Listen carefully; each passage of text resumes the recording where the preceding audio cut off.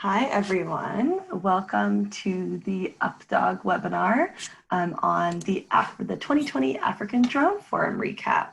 We're really pleased to have a lot of wonderful presenters with us who are all organizers and participants of the African Drone Forum, and we are very happy to collaborate on this webinar with them and share with you the experiences from Kigali, Rwanda from this year. So a quick introduction to the agenda and some of our speakers. I'll just do a brief introduction now, and then they will introduce themselves as well. So first, we're going to start with just an introduction to the African Drone Forum with Catalina Ochoa and Rosa Alesvia from the World Bank. And next, we're going to do a quick recaps of 4 of the ADF symposium tracks, which were different technical working areas in which we broke up into as audiences, which included technology, which is going to be presented by Antoine Ballier from SenseFly. We also had a Connected Skies track, which focused on connectivity and unmanned traffic management, which will be from David Guerin from the World Bank and Barbara Paleglio from GSMA. Next, we're going to have a presentation on drone logistics from Olivier Defoe from Village Reach, and finally on regulations from Harrison Wolf from the World Economic Forum. And then finally, we're going to just do a very quick recap of some trends that we saw across the tracks and have about a 30-minute discussion, which should be really wonderful and very participatory from those of you in the audience. And all of our presenters will be a part of that panel. And then also Edward Anderson from the World Bank will be a part of that panel. So from here, I'm going to turn it over to Catalina to give us an introduction to the African Drone Forum. Hello, can you hear me well? Yes. Hello. Okay. So, good morning, everyone. Good afternoon. My name is Catalina, Senior Transfer Specialist with the World Bank and one of the 2 team leaders for the African Drone Forum. So first of all, I hope that you're taking this call from home and that all your families are okay. It's difficult times for everyone. And I was told I have 5 minutes, so I wanted to speak about 3 things. The first one is to remind everyone why we decided to pursue this agenda and why the World Bank started when it comes to drones. The second one is to use this opportunity to recap what we were able to achieve together, everyone in this call, and to give each other a congratulatory hug for the work achieved, of course, respecting social distancing. And the third point is remind you that this work keeps on going and give you a quick update on some of the pieces and dialogues we're having now. So why did we engage in this topic? I think we believe that drones are instrumental to contribute towards our goal of our World Bank goal of ending. Why? I mean, it's a question of access. You see in the slide, like only 34% of Africans live within 2 kilometers of an all-weather road, compared to over 90% in East Asia. And these hard-to-reach communities are facing higher costs for goods and long wait times for the first fewer opportunities for rural citizens. And it's not only about goods, but also about information, with only 3% of Africa land being digitally mapped. It's also a question in rural Africa. For instance, we know that 30% of all blood tests are spoiled in transit, at least in the Lake Victoria area. And road safety also in public health, no, is a big crisis right now in Africa, as being the 3rd biggest killer. So we believe that drone technology is evolving very fast and offers a leapfrogging opportunity to develop new markets and boost rural economic opportunity. And that's why we are here, and we were in Rwanda 1 month ago. So can we move to the next slide? So what did we achieve? Can you move to the next slide? Maybe. Okay. So what did we achieve? I think we already delivered. The African Drone Forum is the drone symposium and expo, the Lake Kivu Challenge flying competitions, the business plan competitions, the regulator summit, the UTM showcase, youth training and scholarship, and a bunch of other things. So it was already a very ambitious agenda, and I'm very proud to say that we all managed to deliver. We organized an event that was opened at the highest level by the president of Rwanda and was hosted by the Ministry of Infrastructure and the Ministry of ICT. So we should all feel very proud of that. And if we look at the numbers, I'm not going to read this through because I think you got them through the newsletter, but it's really striking that 1 year ago we thought about organizing an event for maybe 500 people and we countries, and basically the African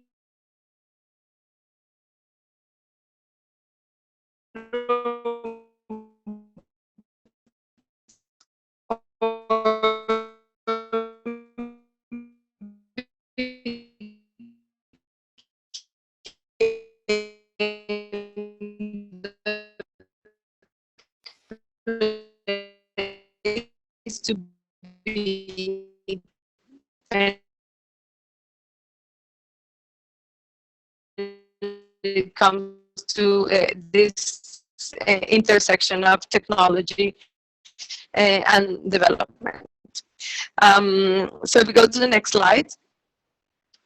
When it comes to skills and opportunities, I think it's also quite exciting to do that, to see that we deliver much more than we originally intended. Can you move to the next slide?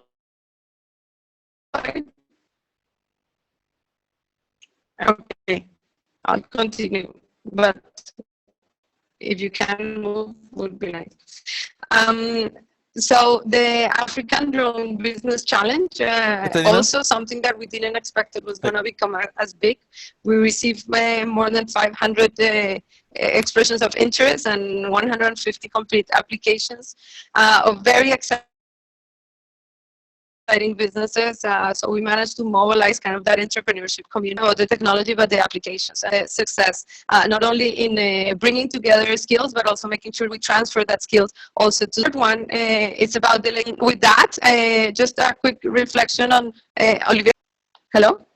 Okay, so maybe I'm going to stop here because I'm reading that you're not hearing me very well. Gabriela, do you want to take over? Hello? We can hear you now. It's been breaking up just a little bit, but right now you're good. So if you just want to quickly finish. Okay, so I'm just going to finish by saying that what's next. And I think whether there is an African Drone Forum 2022 or not, it is up to us to keep this community alive from our part. And in collaboration with many of you, we're preparing a number of technical documents on drone regulations, on RFPs, cost-benefit analysis, UTM, state of drone regulations across the continent. We're also trying to respond to the multiple requests we're receiving from government to continue this dialogue, and I'm happy to discuss those maybe later. I don't want to take more time, but thank you so much. I'm going to pass it on to Rosa. Thank you. Thanks, Catalina, and go over to you, Rosa. Thanks a lot, Catalina. Well, as you could see that from our perspective, the event was a great success, and this is also what we've heard from our partners. We do have an extensive, including Village Reach, World Economic Forum, many other partners obviously participated in the organization of this event, and the feedback we've heard was overwhelmingly positive, but we also wanted to share with you quickly the formal feedback that we got through the evaluation. Just go into the first slide. I'm not going to go into detail. You can see that the figures speak for themselves. Basically, the overall rating of the event was highly satisfactory, with over 90% basically ranking between 4 and 5, which is the highest sort of mark that was assigned to the forum. Then in the next few slides, you will see that it's similar for how useful the forum was for participants' work. Then the next slide, you could see that the venue and the organization basically were also highly ranked. The organization, the next slide, would received a few bad marks. I think the hectic registration process contributed to that, which of course was due to a very high guest of honor that we received on the first day, the president of Rwanda. But with the next slide, I also wanted to mention that they represent, even though we only had 125 people participating in the evaluation, we actually received very good representation from all different stakeholders who participated. It was regulators, startups, industry, development partners, and nonprofit organization, academia. You could see that very positive feedback and how actually applicable this event was to people's work. Regulators found that they could connect to the national priorities. I'm sure that these slides, you can go to the next one, will be circulated later so you can read a bit more about what people thought. Then you can go to the next slide. Just to zoom in on the tracks that we are going to discuss today. As we expected, most people participated in the technology track. It was sort of most popular, and then almost even break between the other three tracks. You could see that also highly positive remarks, ratings of the track discussions. And you can go to the next slide. We did ask what other tracks were missing or would people would like to include next time. And you can see that training education skills sort of make up one area that people felt like needs to have a separate track, which we had thought about. And it was just a confirmation for us. So going forward for the next event, we'll definitely consider that. Just if you can go back to that previous slide, just to put an emphasis, also safety, social and ethical implications of using drones also was kind of a topic that people cared about. And also specifically, people wanted to have a track on African innovation and businesses on drone technology. The next one was similar, but the activities that people wanted to see more. And even though we tried to integrate interactive and sort of training activities, people felt like it wasn't enough. So for next one, it's definitely a consideration. One thing is that the Lake Kivu Challenge, as you all know, was held in a different location, that people also felt like we were lucky in Tanzania in previous version of the Lake Victoria Challenge to have it all in one location. So people felt like that would be good to have it again. And finally, the startup and businesses felt like they needed more space to sort of do their pitching. You can go to the next slide. Just quickly on the expo was also proved to be quite successful, and people made lots of connections. You can see that at least a third of people made more than 6 connections, and the majority of people made a lot more than that as well. So you can go quickly to the next one. I think that should be the last. We also asked if people felt like the program was for 3 days was enough, or they felt like it should be shorter or longer. And the over 70% felt like 3 days was enough. Some people felt like it could be longer, and just a few people felt like it should be shorter than that. And with the last one, we asked also if the idea should be repeated, and you can see that overwhelmingly people felt like it should be done every year. And I think one of the comments that repeatedly we got is that the industry is changing super fast, but we really felt like it's a lot of effort to put into this event, so the 2 years, every 2 years could be probably the right timing. With this, I think I will close on the formal evaluation. Thank you very much. And the very last one is that we felt like a good indication if people would recommend ADF for attending for their colleagues and contacts, and for sure people felt like they would invite other people to attend the event. So thank you. Thank you, Catalina and Rosa, so much for that wonderful introduction. Hopefully everybody is in the ADF mindset now. You have a little idea of what we experienced at the event. And to take you even a little bit deeper, now we're going to go into some of the technical topics and recap 4 of the symposium tracks that Rosa mentioned before. So I don't think Antoine is on the call yet. So I think we're going to go first to David and Barbara, and we're going to have them present on Connected Skies track, and then we'll jump back to Antoine once he is able to join. So Olivier, if you could just advance the slides to Connected Skies, please. Thank you. And then Barbara and David, I'll turn it over to you. Thank you very much, Gabriella. So David, if you want to introduce yourself first. Thanks very much, Barbara. Hello, everyone. It's a pleasure being back again. I was on the UPDWG WebEx webinar in December 2018 on the Lake Victoria Challenge. So of air traffic control, air traffic management, safety background. I'm honoured to be the Safety Airspace Integration Advisor and the Operations Manager for any flying at the Lake Kivu Challenge. So Barbara really took the lead on our Connected Skies efforts and also on Planary, but we're on Connected Skies. So Barbara, maybe I'll hand over to you for your introduction into lead. Okay, thank you very much, David. So myself, I'm from GSMA, which is a non-profit association, which represents all the mobile operator in the world and the ecosystem player.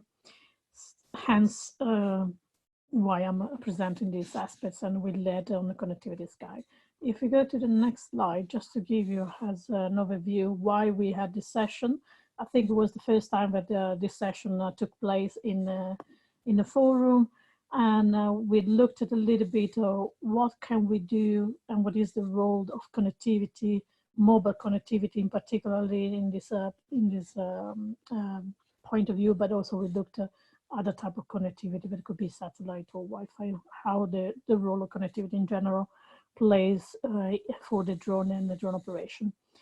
And we also wanted to have an expanded discussion, not just with the traditional aviation player, but also have included other players which are, let's say, normally not in this discussion, and one could be the connectivity player itself. So if we go to the next slide here, just to give it an overview from the GSMA point of view, but from the operator point of view is how we see the vision of connectivity. And there's a multitude of connectivity. I'm not going to go into detail, but important is which is a coordination of an ecosystem of heterogeneous and multi-access network. So it's just not one single network. And that is also the importance to understand before we go to look at the connectivity per se. If we go to the next slide, I want to give you a little bit of overview of how we approach the discussion during the breakout session, but also in the plenary. So we had first an overview of how the government, what is the vision of government and where they want to go, what are the approach that they taken to support drone operation. We had a few speakers that are from Rwanda, but we also looked at how the other let's say, civil aviation, other countries are playing and looking at this space. So first of all, we see that there's definitely an investment from the Rwanda government, not just on the understanding and sitting together on how to achieve a safe operation. You will hear more maybe on the regulation track, but it's also how much they invested in the infrastructure to produce and a good infrastructure for allowing to have connectivity supports a safe operation. From the other point of view, we also saw that they produced a very good paper, which is the part 27, in order to have a regulatory framework which allows to have this commercial operation. There's also been a discussion how they interact with other countries and other civil aviation, how the other civil aviation are actually seeing the approach, what are the differences, why they approach in a different manner.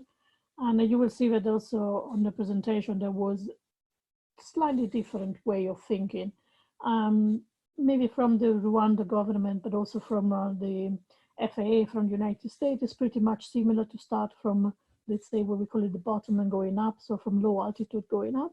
While if you look at what happened in Korea, they see that the regulation is coming more from the high altitude and going down. So it's slightly different approach. But in principle, we saw a similar point of view on what is needed and why it's needed to have this regulation in place. if we go to the next slide, so after we talked about regulation, government's efforts and vision, we also went to see what has been done already commercially in Africa. So we had a good example of Zipline, and Zipline don't see themselves as a drone operator also. They're more a medical logistics service, so they have a full view of how the service itself is needed to be done, and the operation of the drone is actually a tiny little part of the whole system.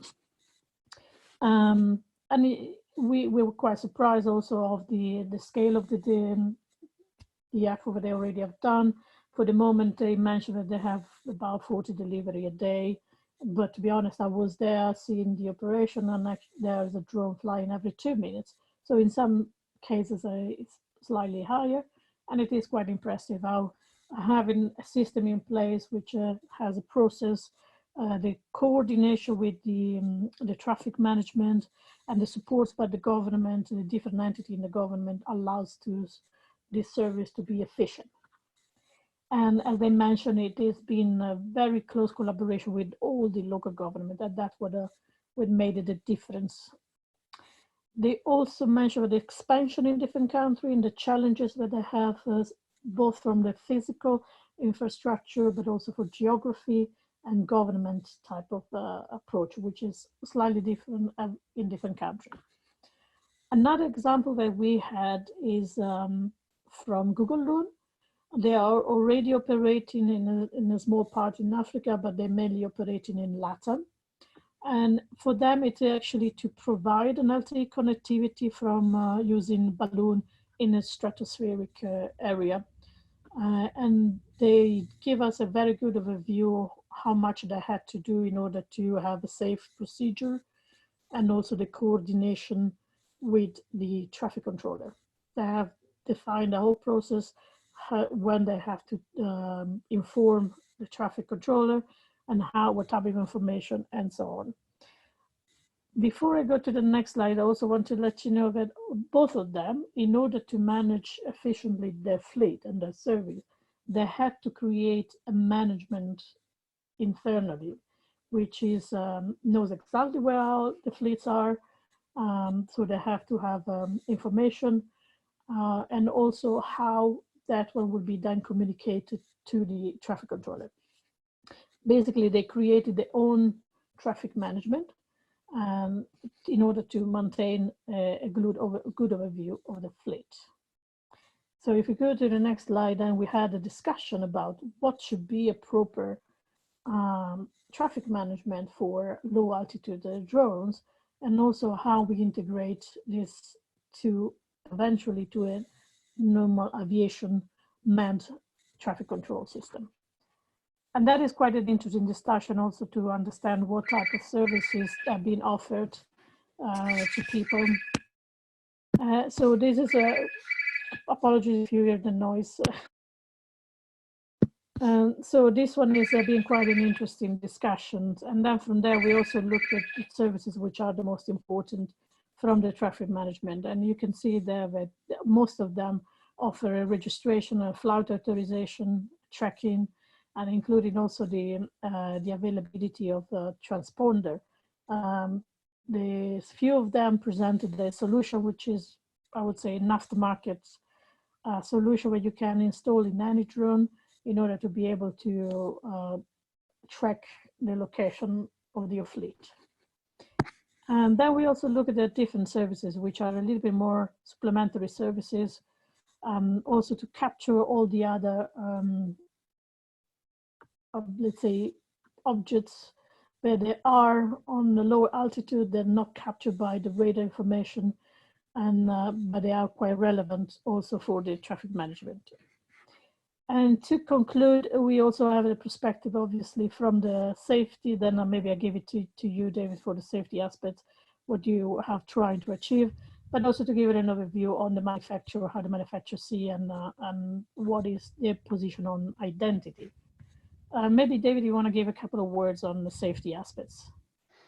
Yeah, okay, thanks, Barbara. It was fascinating for me to have a new form of connectivity and communication in the room when I say in the room, in the operational environment. And the majority of our beyond visual line of sight flights were tracked using GSM through the network. And a fair percentage of those flights were also the C2 link was provided through the GSM network. So there are issues of, for me, the redundancy, are there single points of failure in the system?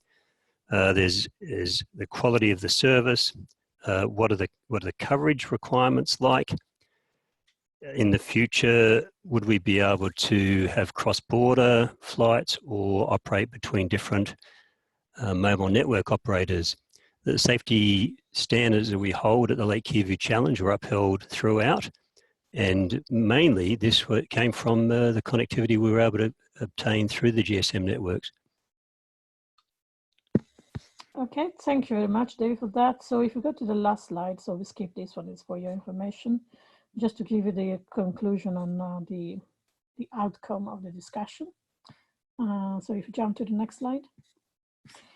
As a conclusion, so we can say that basically we have to have a broader discussion of different stakeholders in order to support this beyond visual line operations at the best way, and also to have the safe operation. Regulation has been declared several times. It's very important also to give a framework for all the stakeholders to be sure that they are progressing on the right way. And also that the mobile network are playing a very important role to support this operation. And safety, we say safety is the most important, and we still have to keep it in mind. That is the primary focus in order to have a full integration for UTM and ATM. And I give it back to you, Gabriela. Thank you, Barbara and David. That was very interesting, and definitely something that we all need to keep our eyes on in the future as it becomes more and more important as we get more drones in the air.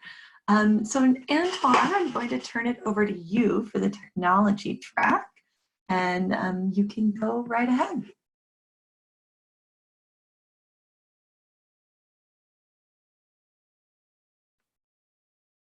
You are muted if you were trying to talk. Yeah. Well, we can hear you. Great. Thank you. Okay. Thank you very much. Okay. So technology track.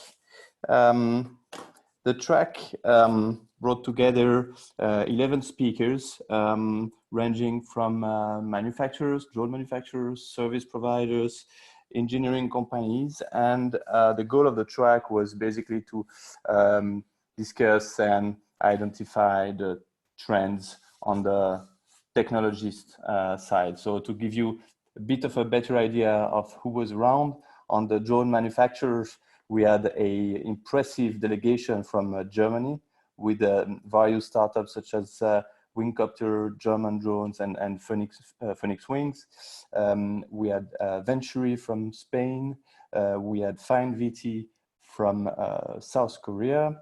On the edge of manufacturing and service providing, the star of the session was possibly a Zipline. Drone Adventures / Sensefly was also presenting more on the service providing side, and Charis, a local provider in Rwanda, also presented. And then on the supporting environment for engineering companies, we had Locus Dynamic, again a local engineering company providing software and hardware support to businesses.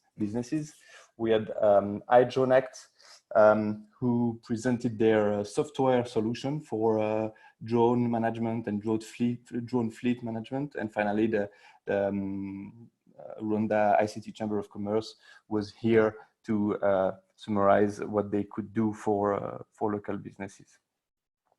So maybe on the next slide,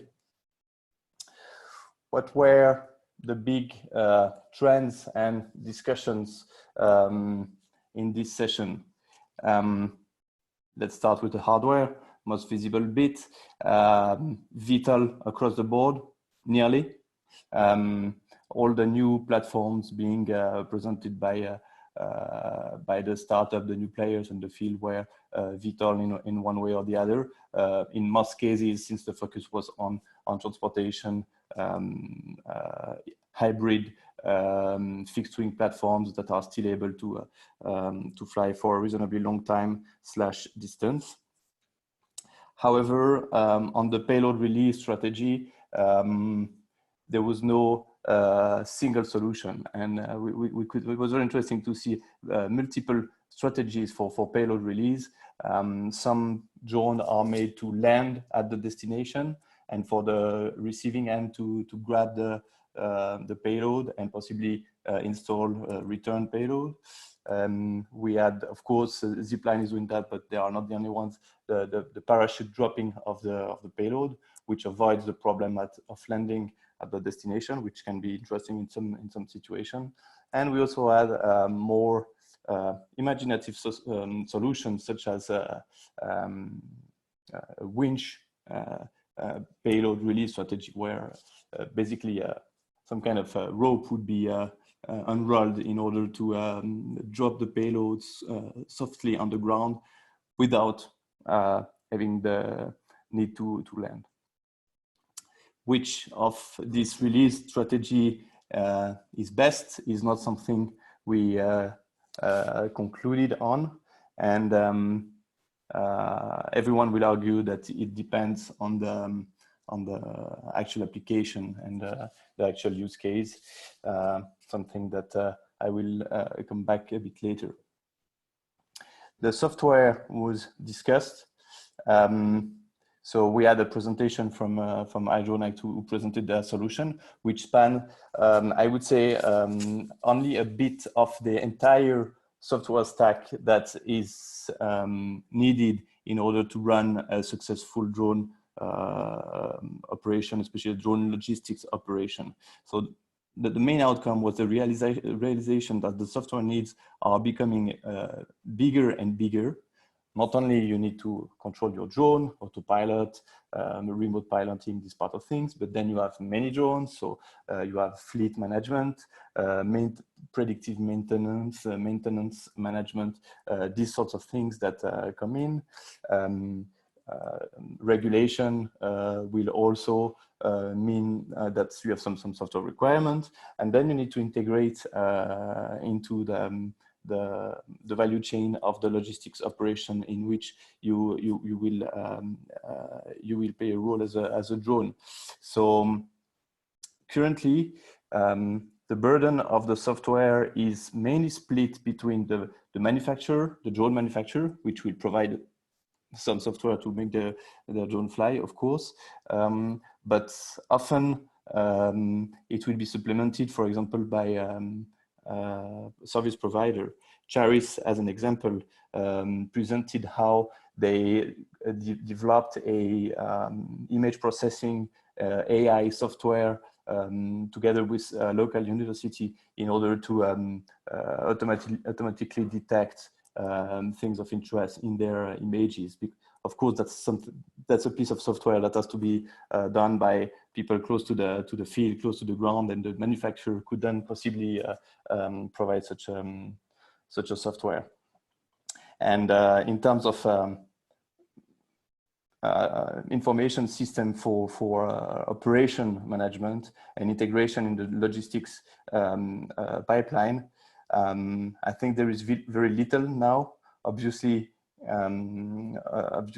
Zipline designed their own solution, but that's not something that every provider or manufacturer can possibly do. So the question is kind of open on how to share the burden of developing this software, and how possibly the logistics company, the existing logistics company or organization could help in this regard. Moving on to manufacturing, which is kind of linked to the question of cost, on which I will come back. As I said, many European, especially German manufacturers providing systems with European price tag, I should say, and also, even though everything is made to make the drone easier and easier to operate, there is the question of the know-how, especially if you think about all the customization that might need to be done in terms of pipeline integration or specific software payload integration, software analysis, and so on and so forth. So the discussion revolved around the transition to more and more local design and manufacturing of the drone platform themselves in order to cut on costs and facilitate the maintenance, of course, reduce the loop at this level, and increase the capabilities of the actual players in Africa, so service providers notably. So Charis has started to develop their own platform, and they are using their own platform now for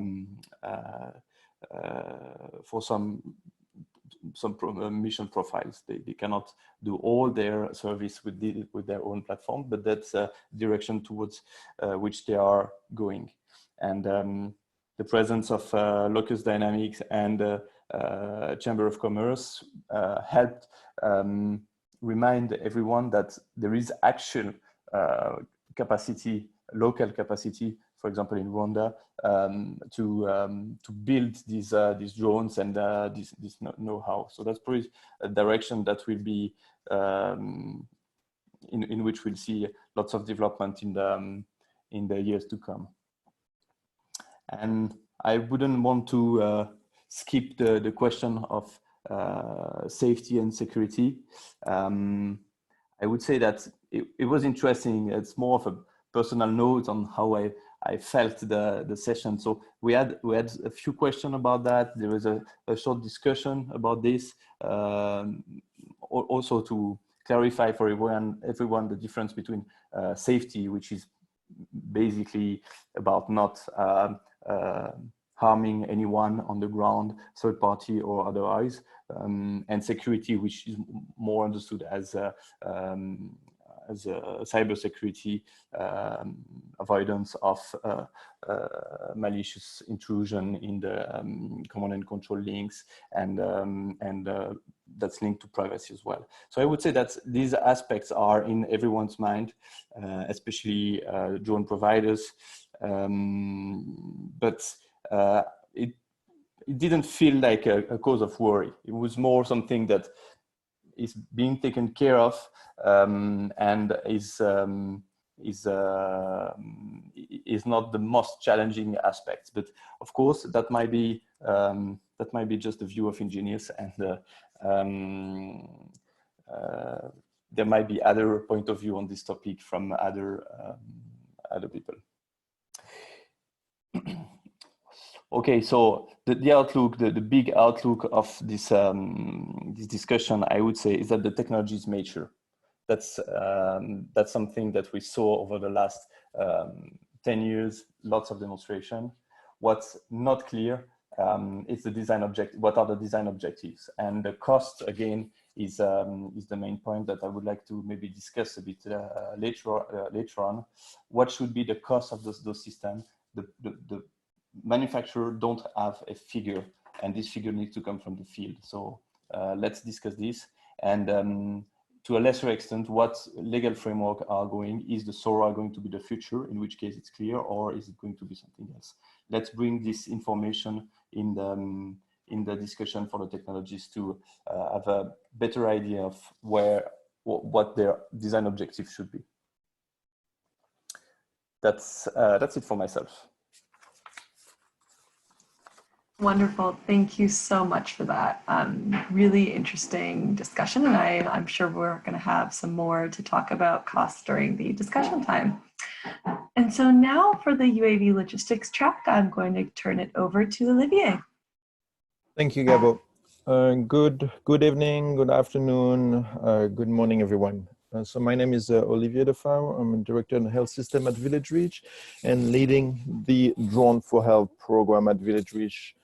who's been doing some on-the-ground implementation, testing drone and figuring out how to use drone for payload delivery over the last 5 years. And so during the ADF this year, we led the drone, the logistic drone track. So why is that? Well, no matter how great your technology is and your UTM, and if the regulation is there, you can make a delivery without logistics. So during this track, we wanted to make sure that people are able to think about the situational realities that could affect drone operations, including, you know, matching your payload, distance, weather condition to the limitation of the drone.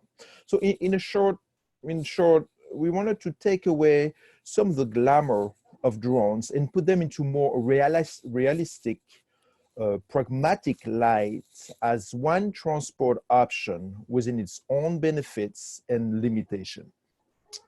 So a representative from various organizations who have many years of experience either in leading or supporting the testing and the use of drone in low and middle income country, you have the list of those organizations on the slide, came together and using that collective experience, we try to help the audience of the track to be able to understand some of those things that need to be taken into account, into consideration when considering using drone in some use cases. And at last, we provided some practical resources and guidance to help the participants think about or start integrating drone into an existing supply chain. We had a wide variety of audience, which is a nice mix of drone provider, people from the health and humanitarian sector, logistics folks, quite a few private sector folks also joined, as well as some regulators. And so the three main objectives of the logistic track was first to explore how drones are disrupting last mile delivery and including discussing about the benefits, the limitation, and we touch on the cost effectiveness of drone. Understand the contextual realities that affect drone operation, and understand what question to ask, decision that needs to be made when determining if drone are an appropriate additional mode of transportation. And so we have a breakout session on day 2, and we had a plenary, starting with the breakout sections on day 2. So the group, the logistic track, came together, and we started by a nice presentation by JSI on the journey through Tanzania health commodities supply chain. And this first activity was to level set the audience on what a public health supply chain looks and feels like. Who are the players involved? And what challenges they have that could be mitigated by drone transport. Next, we came to the fun part of the breakout session, which was the drone logistic game. And this game is really the brainchild of Joanny Robertson from PATH, with some input from everyone in the facilitation team. And the game consisted on breaking everyone into small group, and we had one mission. Each group have different mission, but basically the mission was to deliver an order of health product through a remote facility in 6 hours. So the challenge of the game was for group to decide if they were going to use a drone or the alternative, a motorcycle, to make their delivery. And each group had different product to deliver to different kind of location. And so based on the quantity, the distance, the environmental requirements that they were exposed, they had to make a decision, and they went on their mission. And along the way, they encountered many challenges, such as breakdowns, connectivity lost, additional requests for pickups, a health worker at the receiving end who is busy with an emergency and is not able to receive the good delivered by drone. So what we wanted to do is to really help participants prepare themselves for these non-expected challenges that is part of an implementation, like on the ground implementing the use of drone for delivering. And then we had the plenary where Ashley, Eric, Carla, Abdullah, and Catalina made a presentation. All those presentations are online. You will find them on the YouTube channel of the African Drone Forum 2020. I think Gabo will mention that in a minute. But here's some key observation from the breakout session. Well, the number don't tell the whole story.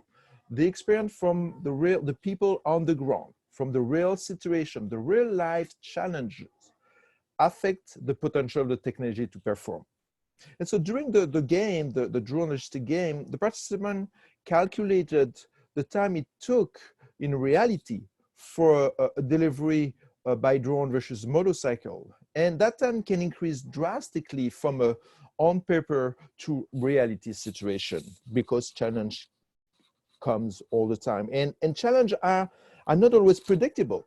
Yes, we can predict a challenge around needing to charge drone battery, but sometimes we can't. We don't predict challenge like the healthcare worker's cell phone dying or running out of data credit, so that they can communicate with the pilot to receive or send a drone back. These happen in real life and often get overlooked until people are on the ground. This is why it's important for us all to be there and to share that experience, those lessons.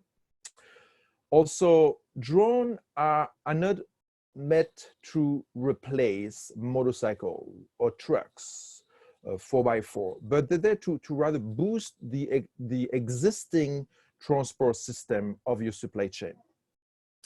And also drone, it's only a solution to so it helps solve a small part of the problem. It only solves the transportation challenge.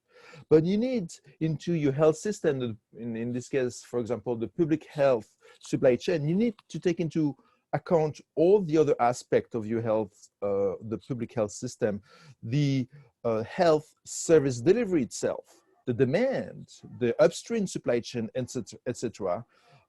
Drone is only solving one part of the problem, and of course, it's obvious that you really need one place. It has its own challenges from the economic standpoint, political standpoint, social, and all that needs to be taken into consideration. From the plenary, a few quick key observations as well. Champions are essential not only for starting operation, but also for long-term ownership and transition of the drone delivery system. All the entities are not always who you think they are. Careful stakeholder mapping is essential. Also, a full aviation system, not just drone as a plane itself, need to be integrated into an existing public health supply chain. Not parallel system. So you have, you can have air traffic management, you have product management, product forecasting, product tracking.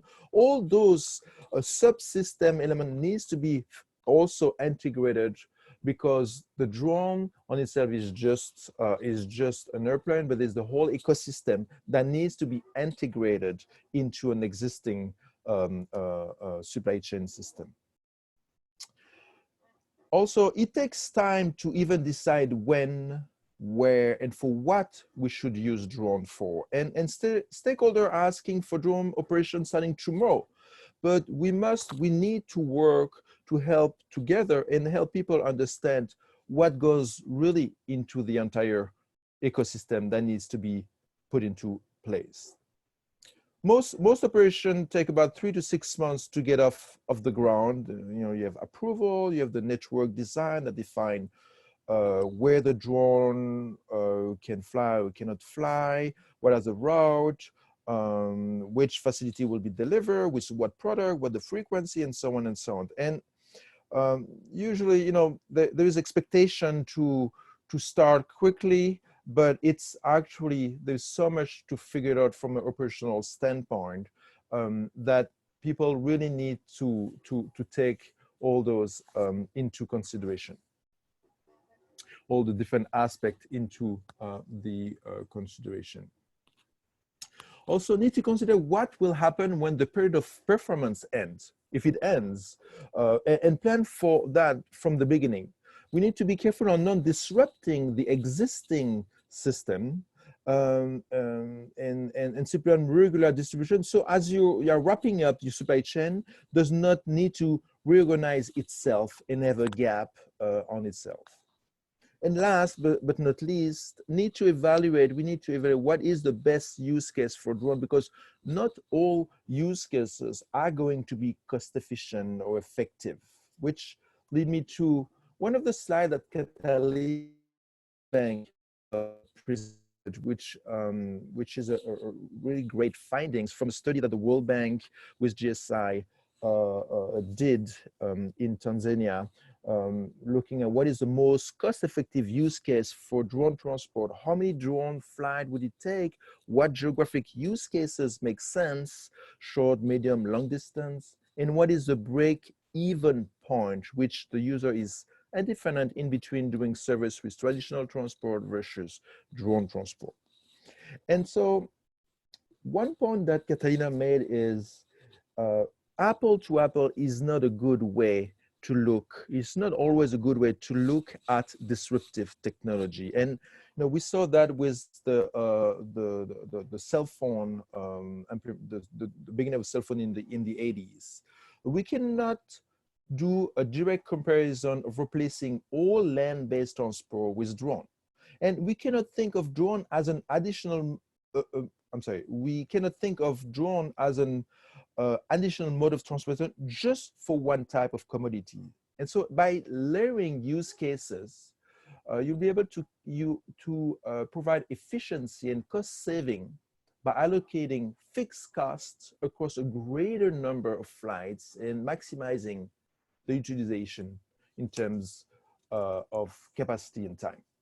And very important, cost effectiveness of drone cannot be analyzed without looking at the public health benefits.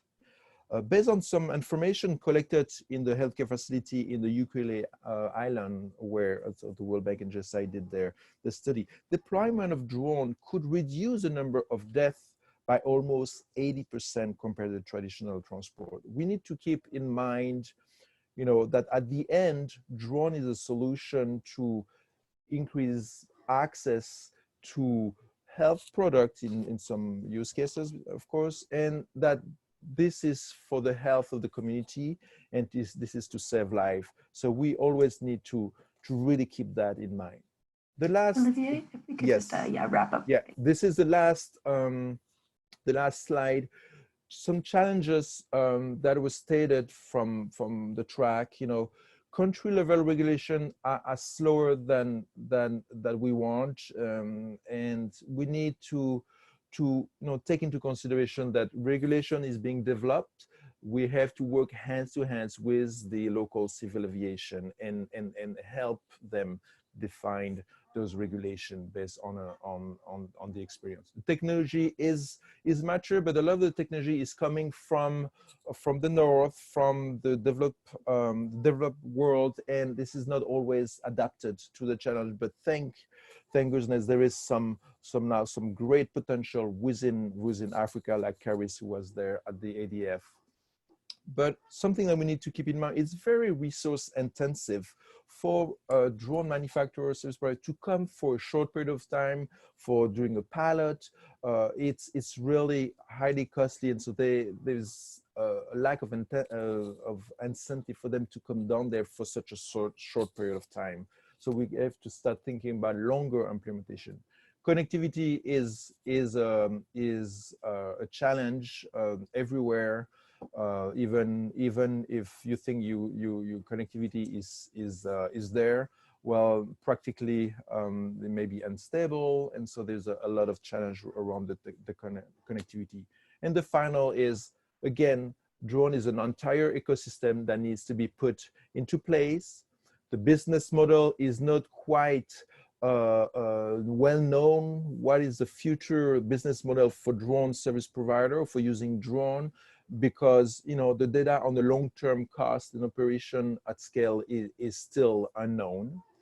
And there is still some limited commitment and investment from the private sector to really help develop and accelerate. A lot was from the multilateral donors, but it really, at the end, it's really not their role. They're not the end customers or the end provider. So there is a recognition that the private sector needs to really step up. That's it. Great, thank you, Olivier. Already seeing a lot of links in there with the technology track and the Connected Skies track. So great discussion for later. And now I will turn it over to Harrison Wolf for the regulatory track. Fantastic. Can you hear me? We can. Awesome. I requested control. Let's see. Or do I just ask you to move to the next slide? I was going to... I'll really give it. Yeah, if Olivier could just move the slides for you, that'll be easier. Okay. Fantastic. So my name is Harrison Wolf. I'm with the World Economic Forum. I lead our projects focused on regulatory transformation in an overarching sort of activity called New Paradigms in Drone Regulation. This started about 2.5, almost 3 years ago, working in collaboration with the Rwandan government.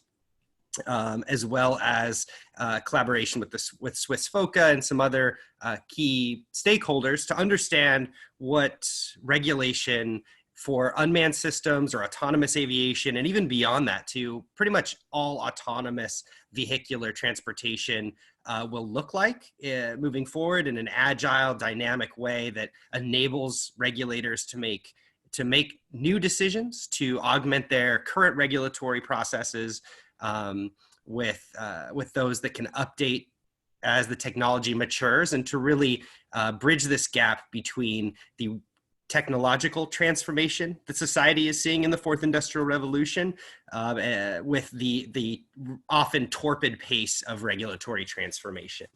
And I would say, first of all, thank you to the organizations that are present here, especially to the World Bank, who made all of this happen.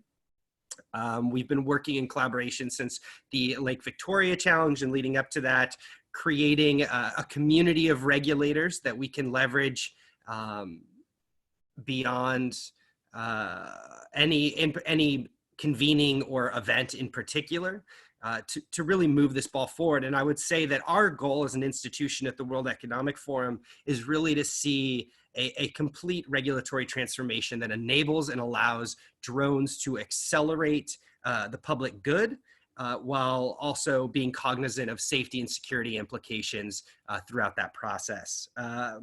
So moving forward, the African Drone Forum, in my opinion, was a tremendous success for all of those present. The hard work of the World Bank, of Village Reach, of all of those presenters here today who made a really impactful platform for speakers who are already engaged in drones to highlight the work that they're doing, while also bringing in academics, youth organizations, and that regulatory community that we've been advocating for over the last 2.5 years. So on this slide, you'll see, both the panel that encompassed the idea of regulatory transformation and what needs to happen today in order to achieve that future that we all want within the next 2 to 3 years. The descriptions, I won't go through all of them on the right, but I would point out just a few. On the stage, we had Stephen Kramer from ICAO, the director of the Air Navigation Bureau, and that to me signifies a real buy-in to what the World Bank and what the World Economic Forum and all partners of the African Drone Forum were trying to achieve, which is to get high-level international engagement to buy in to this future, to this vision of ubiquitous unmanned systems for good, and to see what economies can be developed as we develop a framework and foundation for the future. Also on stage, you see Francine Zimmerman from Swiss FOCA, Jörg Dietrich from DLR and JARIS, who really advocate for the specific operational risk assessment process, which is sort of what in my mind, the standardization or the harmonization key that would enable all regulatory transformation to have a similar language. You know, I said this on stage, but really if you're a Star Trek fan, this is that universal translator of risk that allows all of us to speak the same language, regardless as to the institution or border that you find yourself within. And of course, RCAA was present and demonstrating and talking about what they've been able to accomplish in partnership with Zipline, in partnership with CARIS, and some other institutions. We Robotics and the Flying Labs, as well as the African Drone and Data Academy, provided some really important certification and harmonization ideas and activities for what they're looking to accomplish through education and training, business support, and really acting as sort of an accelerator of knowledge and business capacity domestically. Next slide, please.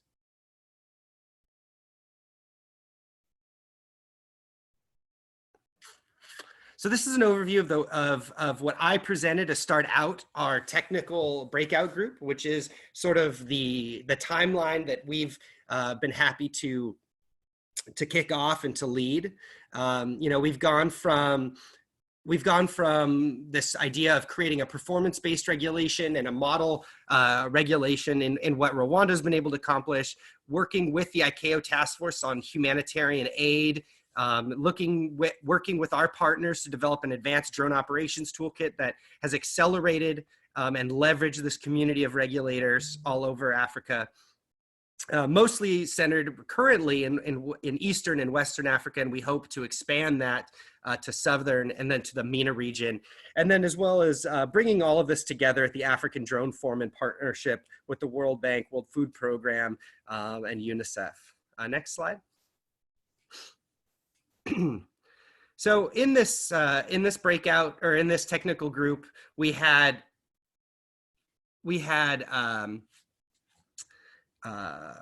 the International Civil Aviation Organization highlighting that their latest work that we've been privileged to be a part of, the development of a model UAS regulation, the development of guidance for humanitarian aid and emergency response, which are still open for comment, and I would encourage all of you here to provide input into. We brought together a room full to the brim we had to actually add more chairs because of the interest in regulatory transformation from both regulators and non-regulators alike. We talked about the work that we've been able to put together through our relationship with World Bank, managing a team of consultants, working to develop the UTM primer for governments, which I know many of you have been asked for your input, and thank you for providing input. We're still working on the model request for proposal that I'm looking forward to working with some of the organizations here today to sort of mesh together the work that's ongoing across teams, and so we can leverage the specialties of folks like Village Reach, of World Food Program, of World Bank. And if you're interested in providing some thoughts on that, I please reach out to me after this call, and we'll have you integrated, as well as the specific operational risk assessment, which again is sort of that key element that can move you from a basic model UAS regulation to an advanced type of operation that has real impact beyond visual line of sight or in urban environments and so on. And really the key terms here were harmonization through certification. Next slide, please. So these are the next steps for what you can do, and this is what I presented to the team, or to the technical group, but it's very much still active. We're looking to foster this community of regulators, and if you have relationships in countries that we haven't engaged with yet, please let us know. Well, we were going to have a World Economic Forum Summit on Africa where we brought together the Director Generals or Ministers of Transport in Ethiopia in September.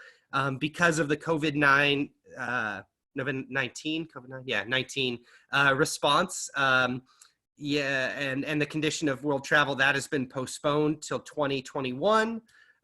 We will be having a technology governance summit in San Francisco, likely in October, where we'll be talking about our Medicine from the Sky project, which many of you are involved with, and we're excited to highlight again. But we really will be also generating, I think, between 6 to 10 major case studies on the work that's ongoing in Africa, and those will be rolled out over the next 2 to 3 months. So please look for those on the African Drone Forum site. And we're putting together a larger compendium of knowledge and tools for regulators moving forward. Next slide. So really, our observations from this discussion were that, you know, there's a lot of excitement by regulators. They're inspired to move forward, and the African Drone Forum certainly made sure that was the case. Their security concerns are probably the biggest barrier to proliferation of drones for public good, and harmonization is certainly the key if we want to enable organizations like AFCAC, ICAO, IATA, and others to really engage in this work. Next slide. So for next steps, you know, we brought together this community of 60 regulators working with 24 different countries, representing 24 different countries. I think we continue to develop a robust African drone leadership community. The case studies are in development.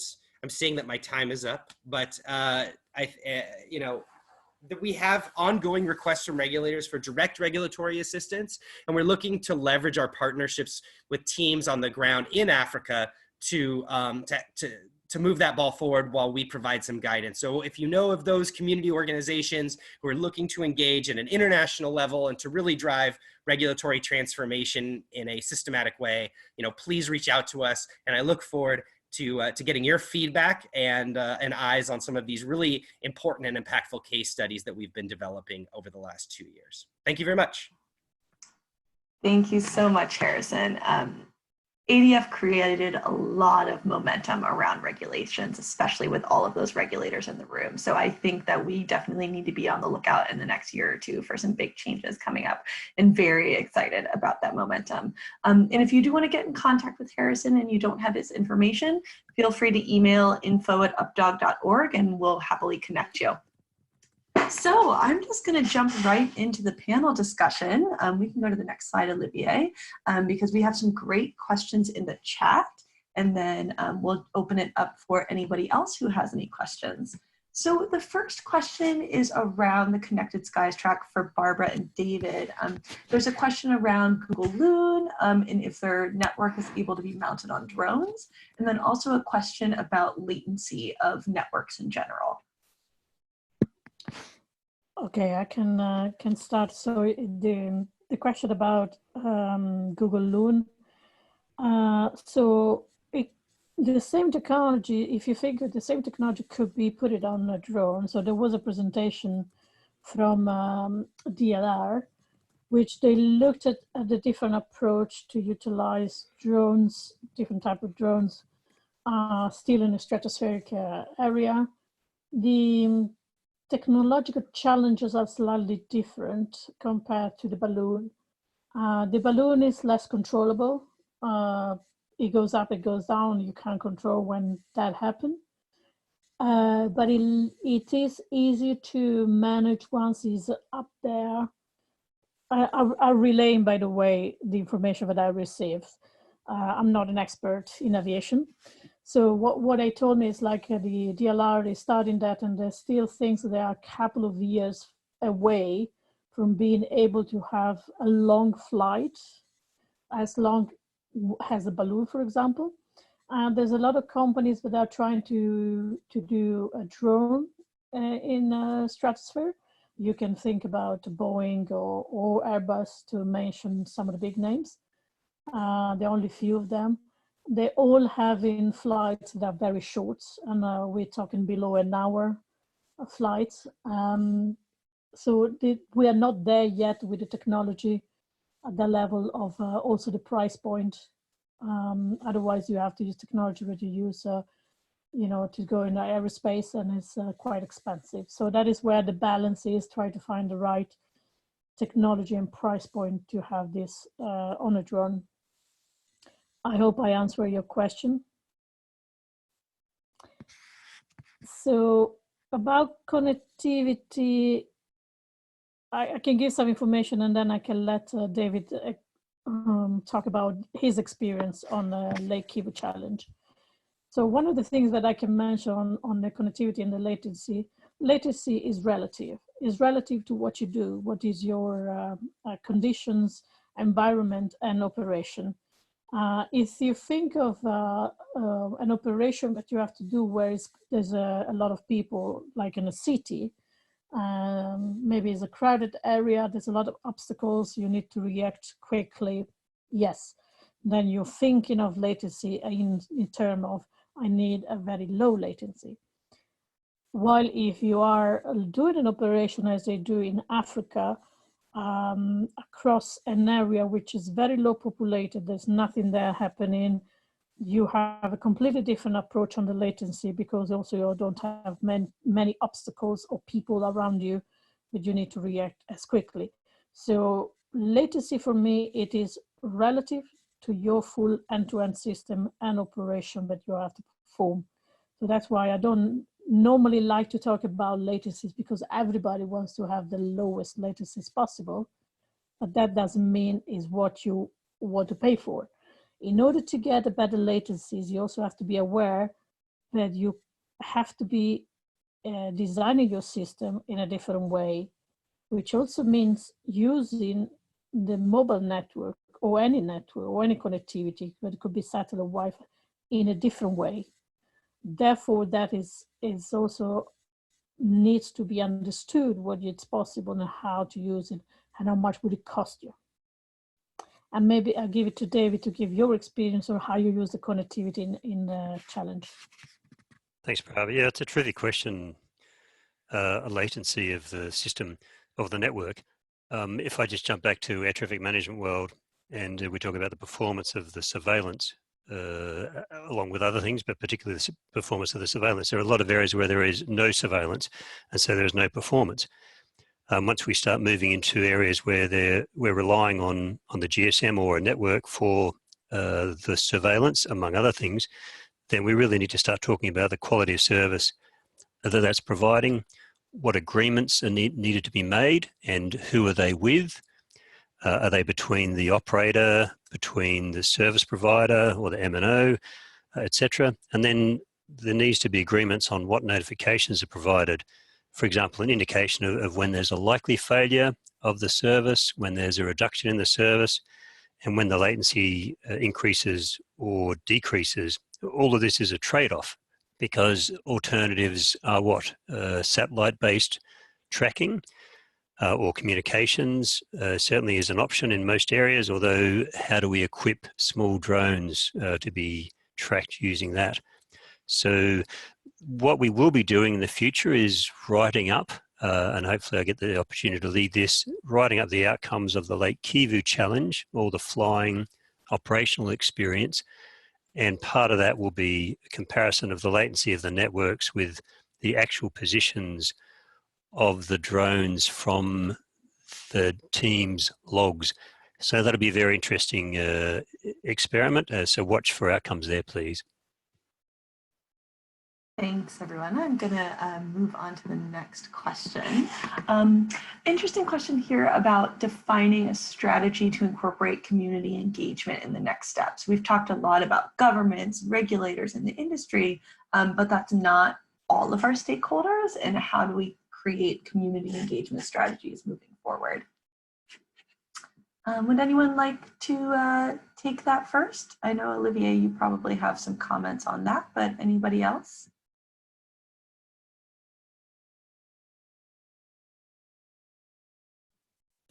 Yeah, this is Olivier. Yeah, sorry, I changed the slides by accident. Community are a key stakeholder, because at the end of the day, if the community, the people, the end beneficiary are not buying it, it's the drone solution will not be sustainable.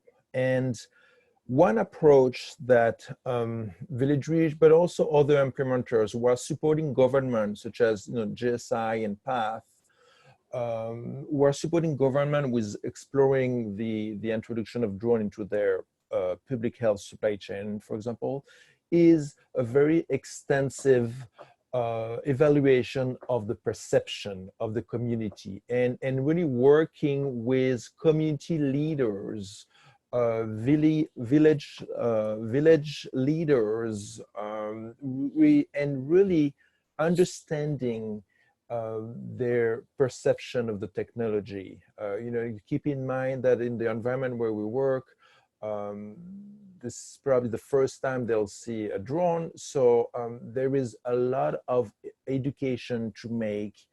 And that education is directed by the results of the perception. So what we usually do, we do a study where we really evaluate the perception, and based on the result of that community perception on the drone, we developed a communication strategy and a sensitization activities using local media, using going ourselves with healthcare workers in the community all the way down to the smallest community to really sensitize them.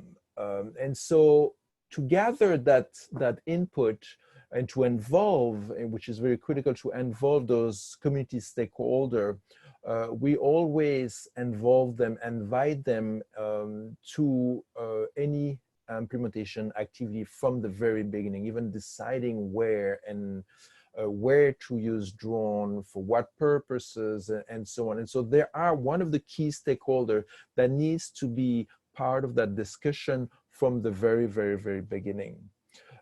We did at the logistic track had some representative from small health facilities who are directly in contact with community health workers. So they were representing the community and the community health worker and really providing that valuable input when you start thinking about integrating drone into an existing system and health system in this case. So that's the experience that is really across the board. GSI has used a very similar approach, PATH, PSM, Chemonix, and Village Reach. And Village Reach is about to publish through this UpDog, gathering input from a lot of implementing partner around community perception and strategy, communication and sensitization strategy based on all the experience over the last few years. So that's one of the publications that will be coming in the next month or so. So if you are part of the UpDog, you will see that coming, and it's accessible to anyone, obviously. Over. Any of our other presenters have a quick comment on that?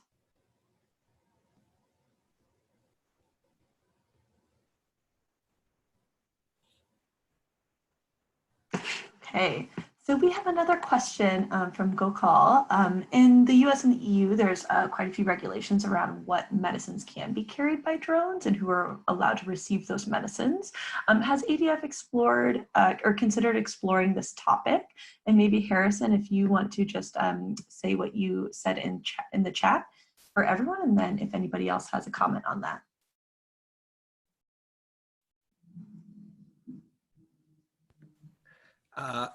Sure. So I'll leave has the ADF explored it to somebody else. But basically, I think in my experience working very little on medical delivery in the United States, both in unidirectional delivery and then sample recovery, was that it's sort of broken into two elements, right? There's the there's the handling of medicines and dangerous goods and hazardous materials regulations that you have to follow in terms of guidance from ICAO, and some of the work that we've been doing on that can be found there. There's a lot of guidance on the packaging and the physical containment. And then there's also some information on maintaining privacy through software. But in terms of what types of medicines, I wasn't very familiar with what Gokul was talking about, which was only certain types of medications can be delivered due to privacy. In my experience, it's been related more to hazardous materials and dangerous goods in terms of contagions or tainted blood samples and things like that. And then I have been in situations where you had to have HIPAA certified collection experts, not quite nurses, but technicians, just to maintain the handoff and verify the delivery. So that was all I was saying, which was not super helpful, I thought, but you know, it is what it is. Any of our other presenters have a comment on that? Hi, here's Barbara. So, yeah, please go ahead. Was it Rosa? You want to say something, Rosa? No, it was Catalina, but I can go after you. No, I just want to say that so far the example that I saw, at least in Europe, but also the example where we saw in from Zipline in Africa, indeed, there's a very limited type of items that you can choose for the delivery right now. And as Harrison also mentioned, they're not delivered to patients. They're mainly delivered from a professional entity, that it could be a lab or pharmacies or an hospital, to another professional entity, and never handled directly to the patient. In most of the cases, the one that deliver or receive the request to get a specific medicine doesn't even know to whom it's going. So, but I clearly understand that there's also some drugs that are not easy to transport at the moment. In general, the example where we saw quite similar. Even now, I saw with a question about the coronavirus. In China, there is a delivery, but it's done between hospitals where they collect the samples and where is the testing environment. So these are done between two well-known entities and nothing in between. There is no patient or personnel outside of the hospital involved. Over to you, Catalina. No, I had a similar message. I will complement only by saying that one of the more important gaps in advancing this conversation is understanding the cost-benefit rationale for the social impact of delivering certain kind of medicine. I don't know exactly if to the end user, but at least to clinics or hospitals that are more closer to the communities. So this is where I advocate for more pilots and more research that can help us really present the rationale for the economic impact of delivering medicine by drones. Thank you. Thanks, everyone. So just for our very last question from David, is that actually Antoine said in his slides, is SORA the future of Africa, the specific operational risk assessment? Love some quick comments on that from either Harrison, Antoine, anybody else on the panel. I mean, my answer would be short, and I think that for now, absolutely. You know, for those governments that are open towards operational certification, or for those governments that want to find a way to enable drones, the SORA is that key. For those that don't, then they're going to wait for aircraft certification, and it's our job to move to assist them in finding what inspires them to create a more robust future using drones. And I think SORA is that key that makes that happen. Yeah, maybe I can just add to that as an engineer, I cannot underestimate or understate the value of having clear design goals. Half of the time for us is to figure out what the design goal should be for them to make sense, and then we can spend the other half of the time actually implementing something that maybe will reach those design goals.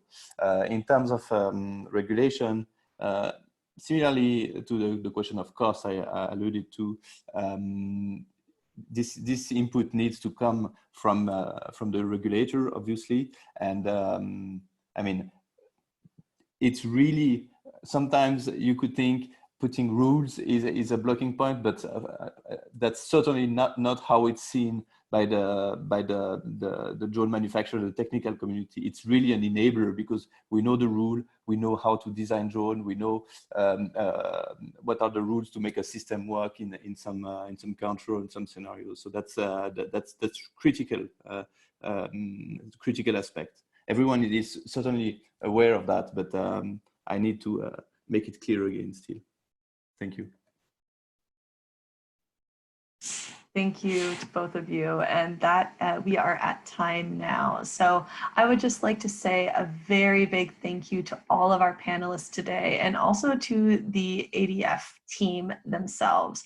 It was a very wonderfully amazing event, as we saw with some of the reviews of the event from Rosa, and we're really looking forward to having this event for the years to come. So here's the ADF team. So thank all of you, thanks to our panelists, and thanks to everyone who joined today. If we didn't get to your questions in the chat, we'll make sure to follow up with those via email. So I'll leave the chat open for just another few minutes if you have any others. Sorry we didn't get to the COVID-19 questions, but that could be a whole webinar on its own, and maybe we should have a webinar on that. So thanks for those great ideas, and we'll follow up via email. Thanks to all of you, and stay safe mentally and physically out there right now. Thanks, everyone. Thanks so much, Gabo. Thank you, Gabo. Thank you, everyone. Thank you very much. Okay. Thank you. Thank you all. Great webinar.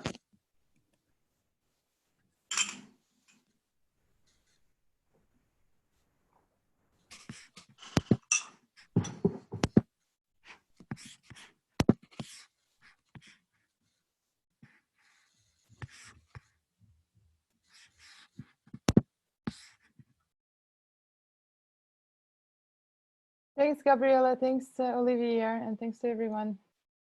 Thank you. Take care. Speak soon. Bye. Bye.